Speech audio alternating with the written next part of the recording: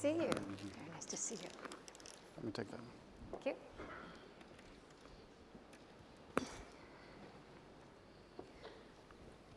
Welcome to our sofa. I feel a bit like a therapist, you know, and perhaps what we'll do today is a bit of therapy. But let's start off with a really short, simple question. This Paris Accord, it's 7 years old now. From your different perspectives, you know, from a monetary authority, from a banker, from a business leader, how are we doing? And Sarah, you want to kick off? So I'd say we're doing better than we were, but we're not where we need to be. We've seen the planet warming 1.1 degrees, devastating effects all around the world. We're not where we want to be. However, we are seeing greater action from governments, from companies, from financial institutions, from financial regulators, and that's important because we all need to work together on this, but we've got a decisive decade ahead of us, and we need to do better from here. A decisive decade. Walter, is that how you see it as well? Unfortunately, I have to disagree. We are going the wrong direction. Last September was the highest month emission in our history, in the world. And we are seeing that this is a game that or 8 billion people is going to win, or 8 billion people is going to lose. And we are not seeing any inflection point on the curve right now. We keep talking about greening. We keep talking about actions that we need to do it. A lot of people saying net zero, but in fact, we are growing. We are accelerating, going to the cliff in terms of climate crisis in the world. Yeah. If we do not do anything right now, we are not going to see the 2050 when everybody's talking about the net zero. I believe, Sonja, that this is the right time for action. We need to do it. And we have to talk among all the leaders in the world. I'm talking about business leaders and policymakers, how we are going to address this issue. And bio-consumers as well. We do not have bioeconomy without bio-consumers. Jose, that sounds like a rallying cry for the bankers to help. How do you see progress on this Paris Accord? Well, let me bridge the gap between the two. If we go to the Paris Accord, right, we were on track to 3.5. Right. We didn't have all of those green, you know, financial engineering, you know, things, and the vast majority of the population was not aware of that this is a big problem. So today, given what has happened, we're on track to 2.5. So progress, but with 2.5, we fail. So we need to go to 1.5.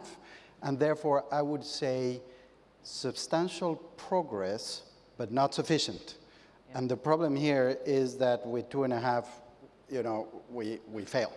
And therefore, much more needs to be done.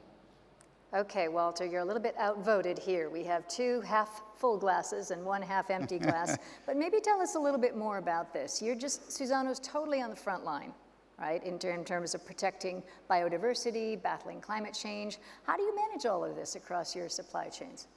Well, first of all, I don't think that a lot of people knows about Suzano. We are the largest pulp and paper player in the world right now. In the last 12 months, $5 billion on EBITDA. But more than that, we are devoted to work on create value and sharing value with all stakeholders. Just to let you know, right now, we are 100% based on planted trees. We do not use native forest. We are planting right now 1.2 million trees every single working days. I'm going to repeat, 1.2 million trees every single working day. But in addition to that, we are preserving area. Our legislation forces us to have 20% preservation on native forest, and we do have 40%. We do have right now 2.5 million hectares of total land. From that, 1 million hectares is preserved areas. And we create three major targets on our operations. First, we are negative in carbon right now, but we want to be even more. We have a target of carbon sequestration of 40 million tons till 2025. Last year, we had 10 million tons of carbon sequestration, even considering scope 1, 2, and 3. The second target that we have is replacing plastic or fossil fuel materials. We have a target to replace 10 million tons till 2030 on fossil materials with our materials. And I can exchange, because a lot of people are talking about pulp and paper. We are talking about paper grade, but we are entering on the textile market as well. We're entering on bio-oil with our biomass, different areas of applications. And the third is to take 200,000 people out of poverty with sustainable incomes in the communities that we are operating. Again, giving to the next generation, 100,000 kids, a better education. There is a major gap in Brazil. These are the areas that we are working right now. We believe that business leaders, and this is a constructive solution, that we need to engage other people working with us.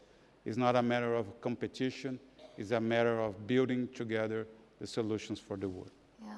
So Sarah, you know, Walter, you're already net negative, making great progress. There are a lot of firms out there that need finance for transition. So maybe say a few words about the role of central banks. You've said that, you know, more scrutiny from markets and regulatory authorities can force banks to sort of green their own balance sheets today and not so much focus on greening the whole economy tomorrow. How do you see this? So I think that's a real risk. It's something we're really focused on.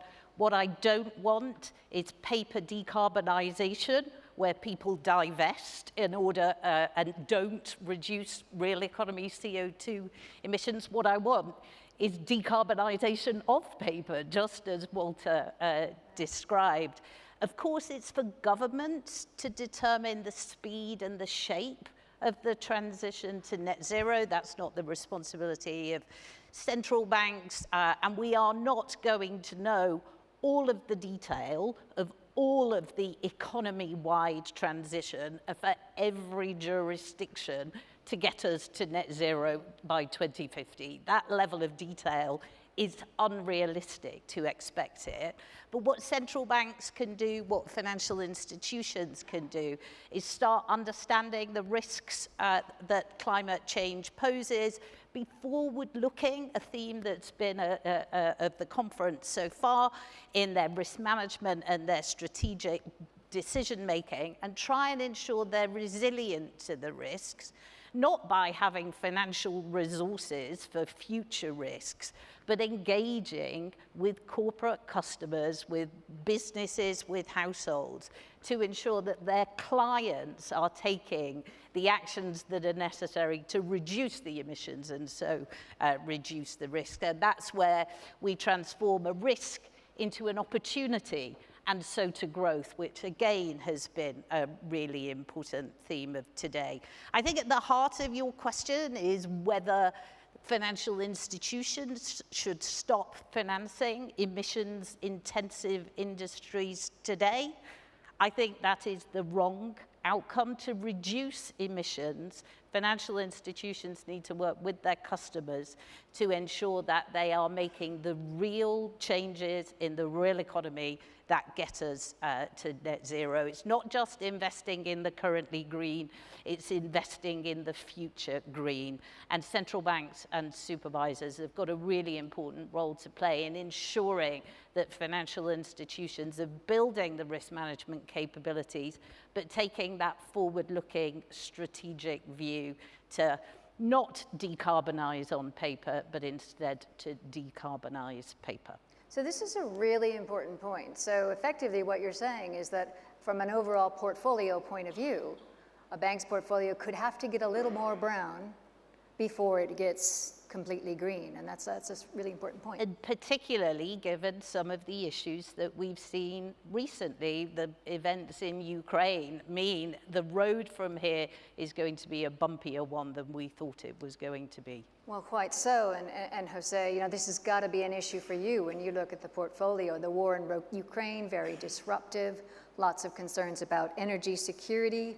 You know, how do you see all this? What's the impact been? it will be too simplistic for me to say we're going to go to green and problem solve. Because, so first of all, I have one of the best jobs in the world because I spend all my time talking to very smart people like Walter. They're telling me there's great stories of stuff that they do in order to help. So I think that a lot of, there is an enormous force in the private sector going to the green, okay? And billions of money that has been invested in clean tech. But that's the easy part. The difficult part is the brown, the hard to abate sectors. And by the way, to get to green, we need more brown. And, and then the war has complicated things. And so, you need to differentiate what is the urgent. There's a winter coming, so we need to have gas. There isn't grain being exported, so we need to feed people. And then what is important? Important is the transition to the green. So I think what we're doing specifically, and we have the huge advantage of coming from a DNA of being the most important player in solar, wind, but we're playing in places like, green hydrogen, carbon sequestration, all of these new technologies where we're having a massive impact. And yes, we do have our commitments. Our portfolio in power, for example, the CO2 intensity, we have committed to bring it down by half. That doesn't mean we're going to take resources from our clients. It means we're going to help our clients to become far more efficient. Let me give you an example where I think that there's a wrong government policy and it should be much better. So as opposed to taxing, Shell, BP, and all those companies for windfall profits, they should be investing all that money in new green technology right now. Because I have no idea where this tax is going to go to. I know that they're going to be investing in the future. So I think we need to be very careful as a society that we actually kill, the goose, with the golden eggs. So we need to help the transition, and we need to be smart about that. So Walter, you have heard both a central banker and a banker set out their aspirations. How are we doing? Is Suzano getting the sort of finance it needs to support transition at an appropriate price? How do you see all of this? Yeah, 40% of our total debt now is a green financing. It's sustainable linked bonds or sustainable linked loans. The fact is that the greenium that we have on the beginning of this process was around 25 basis points.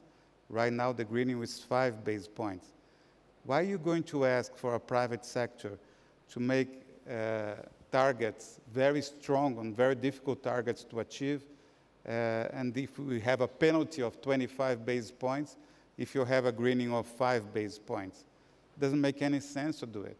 We are not going, or we change that, or we are going to see going down the green sustainability-linked bonds or loans.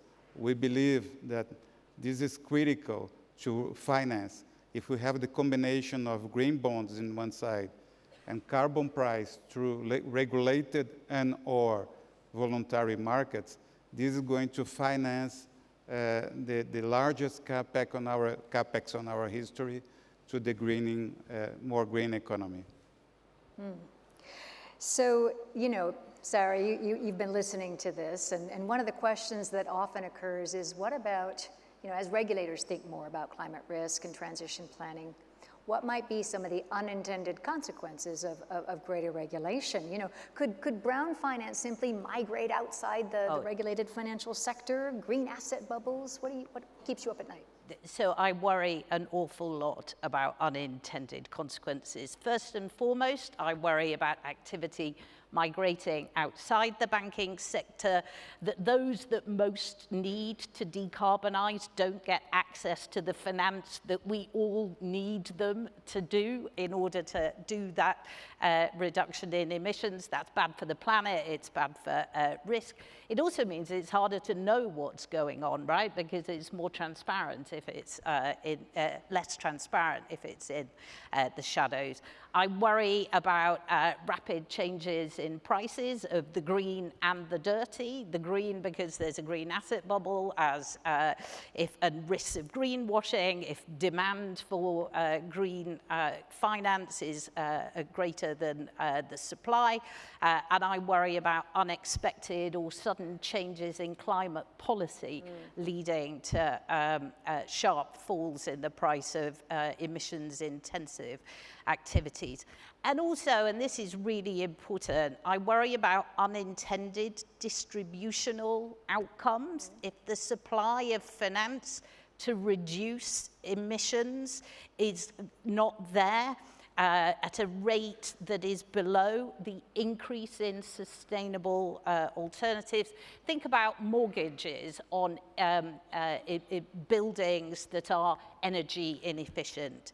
Think about financing fossil fuels and reducing capex there before we have the green alternatives to replace them. The costs of those mismatches will largely fall on those that are least able to bear it, and that is a bad outcome. Indeed, indeed. And you know, José, Sarah was speaking about unintended consequences and also brought up the kind of greenwashing question, the elephant in the room question around greenwashing. Part of this really centers on how do we define and measure what's green, what's sustainable? What do you get credit for as Santander? What is green finance? So, and you've also got the EU taxonomy regulation everybody has to comply with. Where are the challenges for you? I think, again, the green is the easy, and the taxonomies are there. I think the risk is that everybody is pushed into saying that you're green and you're doing stuff. And I think we put way too much artificial pressure on saying stuff. And when I look at the commitments by everybody, we're going to solve this problem in the next couple of weeks. And so I have bad news. What I call Groundhog Day is coming. I think it's going to happen in the next 2 or 3 years, which is when we realize that we're not going to meet all the targets that we said we would. And my job is to help CEOs as much as I can to bridge that gap. And I think that as we become more intelligent, and as we work in partnerships with governments and society in large, and we get the pressure from, I think you guys said it, I think it's a world of collaboration. The very beginning, and this reminds me to the advent of the internet or mobile technology that is all fragmented and dispersed. And everybody's trying to grab the headlines. And I think what now, as a society, we need to go and be much smarter, because the reality is we are not going to solve the problem if we don't work together. And part of the working together, when you ask me about the challenge, is not the definition of the green. That's easy. Instinctively, we know. Reforesting the Amazon obviously is a good thing. You still need cement, you still need steel, you still need agriculture, hard to abate. You still need industry, hard to abate, right? So I think that's where the challenges are, more than the green is the brown. And I think where we need to do a better job together, governments, banks, and industry and clients and consumers, is in getting this framework that represents all of us. Sarah, you want to come? Can I build on that? It's a really great point. What we need to build is a market infrastructure that supports the transition. I think transparency is a really important part of that, and it's transparency that drives the right actions. And what our collective challenge is building trust that we're making progress, not dithering. And the work of the ISSB setting out where we are, the work of GFANs and others on transition plans about where we are going, all of that can create trust that while things are getting worse, we can be confident that they are going to get better. We're not dithering, we're doing. It's such a good point on the building trust, and I like that sort of Groundhog Day analogy, right? And it will be for the Glasgow Financial Alliance for Net Zero, for GFANs. You know, Groundhog Day is arguably already here as firms need to be demonstrating what they're genuinely doing on making progress on commitments. So, Walter, listening to all this, and we've got COP ahead, what are going to be your key messages that you'd like policymakers and the financial sector to take away? Well, I think it's very clear that the trend that we are going is we are going the wrong direction. We have a growing population in the world, and we'll continue to have this in the coming decade, probably. The second issue that is quite important is the intensity of carbon per person that is growing as well. The combination of growth would lead us to have not only the 2.5 degrees, but a situation that we are going to have economic and climate disasters along the world. The way to reverse that, on my personal opinion, is to have a combination of a regulated carbon market with a cap and trade system, and this needs to solve by the policymakers with the voluntary market to whom want to be net zero. It could not solve through their own operations. The combination of both will allow to have major capex in order to decarbonize the world. If we use this COP27 to help this, we did some improvements on the COP26. If you have the same on the COP27, we will allow to solve the problem. And energy is the largest emission. Guys, doesn't make any sense if you are going to say electric cars, if you have coal to produce electricity. Doesn't make any sense on that. We need to start on energy. And energy is solar, it's wind, it's nuclear, and addition, a little bit of biomass. The combination of both, all of these issues is going to address. We need to solve how we are going to finance wind and solar energy as soon as possible. Well said, well said. And indeed, you know, Sarah, when we think about this, when we think about transition finance, you then run smack into the sort of climate and the capital framework debate, and you just ran a terrific conference last month on climate and capital. Give us some of your takeaways in this. So the first thing to say is that capital and financial regulators should be there to deal with the consequences of climate change, not the causes.